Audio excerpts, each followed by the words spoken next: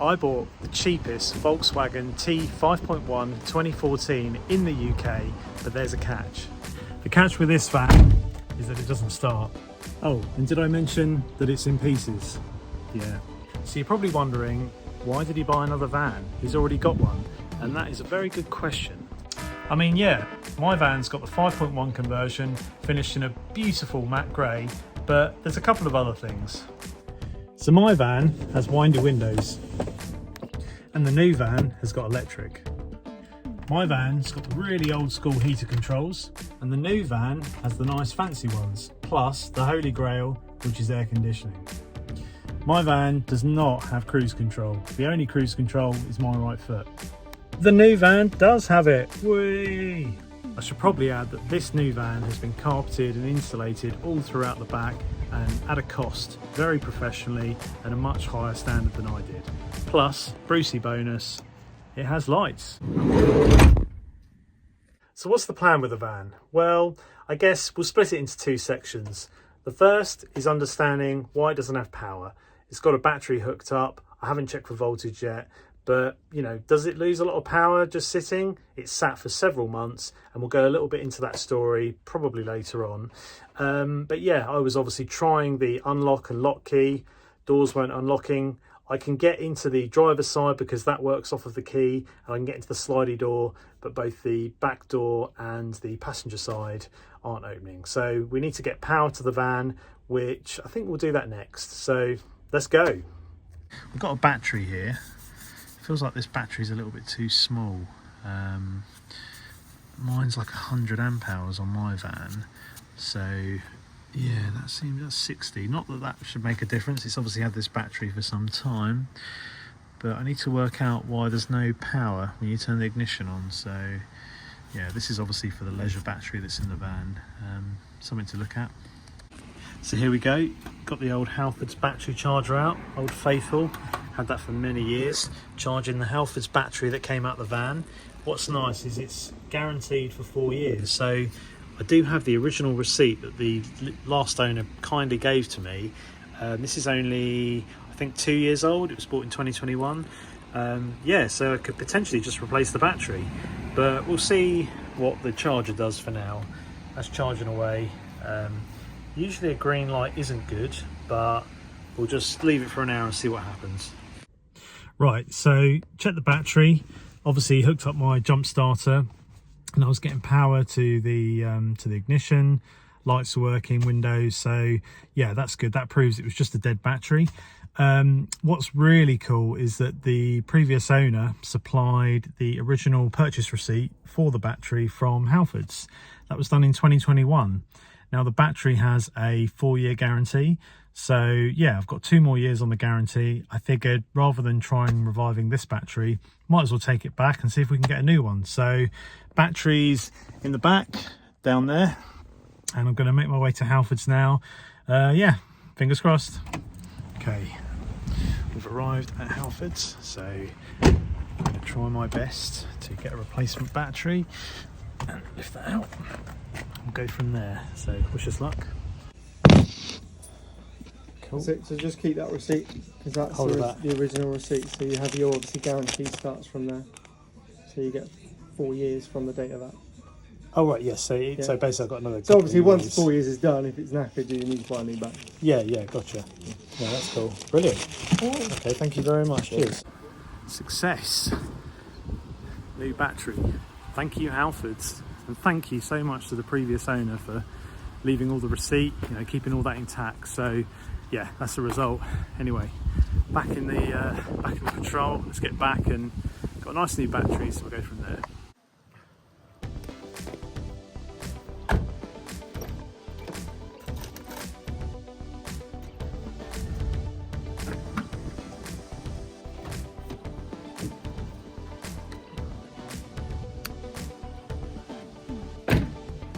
Okay, moment of truth.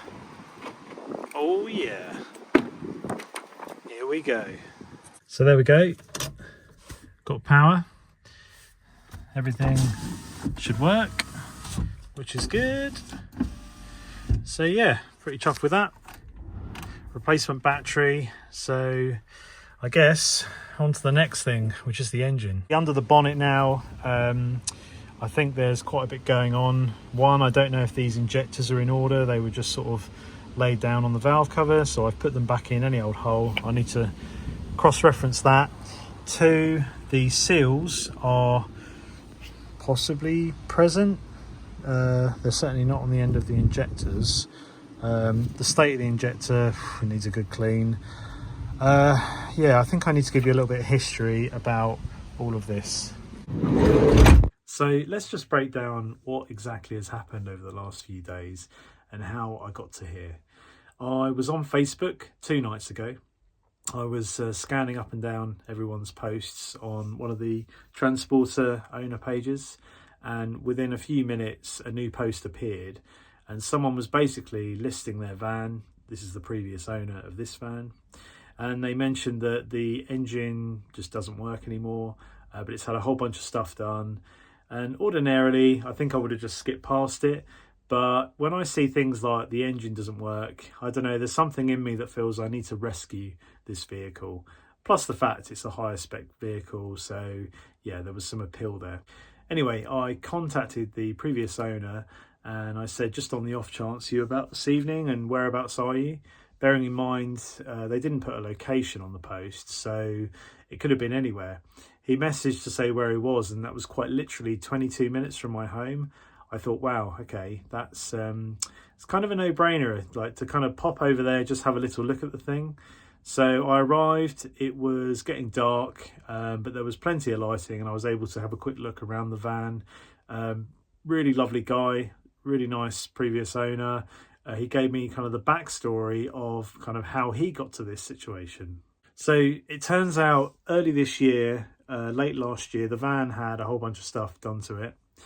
It was tested early this year, and the previous owner went on a Euro trip to France. Now he's into his snowboarding, so he loaded up the van. It had a bed in the back, as you'll see in that post. Yeah, he was driving to France. I think he got pretty far south because he was near Switzerland. He mentioned that when he'd stopped, pulled over, I think he was at a campsite, I think he said, and the van was kind of rocking like you're on a boat. Now I'm sort of thinking, okay, from that description, what could actually be happening? You know, if you're static, you're parked and it's rocking, well, obviously the engine must be vibrating to kind of cause that motion. I think he thought sort of nothing of it, you know, switch it off. It's been a long day, pick it up again the following day. He mentioned the following day, though, he was driving along. He had entered a tunnel. Whilst he was driving through the tunnel, it just cut out. So he was stranded at this point. Obviously, he goes on to talk about the AA European cover, them recovering him. I know from experience, and as if you've seen my videos, when you break down in Europe, the AA want a bit of an inspection done on the vehicle, just to assess the severity of the breakdown, to assess the cost of repair versus the value of the vehicle versus recovery, and yada yada yada. You'll see that in my Euro breakdown videos. But anyway, Volkswagen, or a Volkswagen dealer, looked to have pulled the engine apart, and they put all the bits and bobs that they pulled off of the engine in a box. So that's present with the vehicle, so everything's complete. But yeah, as I showed you at the start of the video, the injectors were out. So yeah, they then went on to do a bore scope test, and as you know, a bore scope is a tiny camera that goes into each of the cylinders. The last owner informed me that they found fluid. I'm not sure what fluid. In theory, it would only be one of 3 types of fluid. So it could be coolant, which is unlikely because the coolant reservoir is on max. It could be diesel, or it could be engine oil. Now, earlier today, I did dip the cylinders. I just put like a plastic cable tie into all 4, and nothing came out on the end of the cable tie. Now, that could just be down to the fact that over the last 3, 6, 9 months, however long the van's remained static, whatever fluid was there has drained past the piston rings, has potentially drained past the oil ring, and yeah, no more fluid present. So yeah, he obviously went on to get home via Eurostar and thankfully managed to get the van recovered home. It sounded like there was a bit of politics around the cost of the van versus the cost of recovery.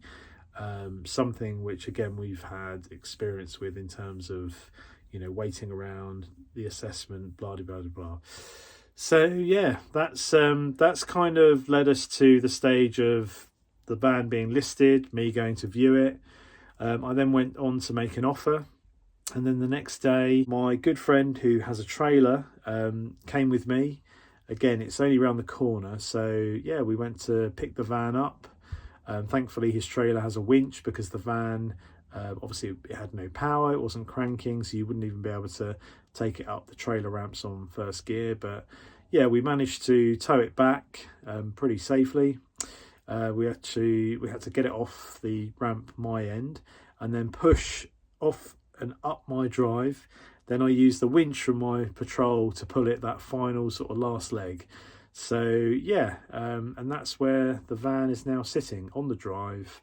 But I will, when I finish with my other projects, look to get it into the garage and give it a bit more of an extensive examination.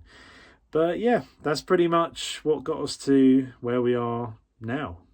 So it'd be really rude if I ended the video there and didn't tell you how much I actually paid for the van.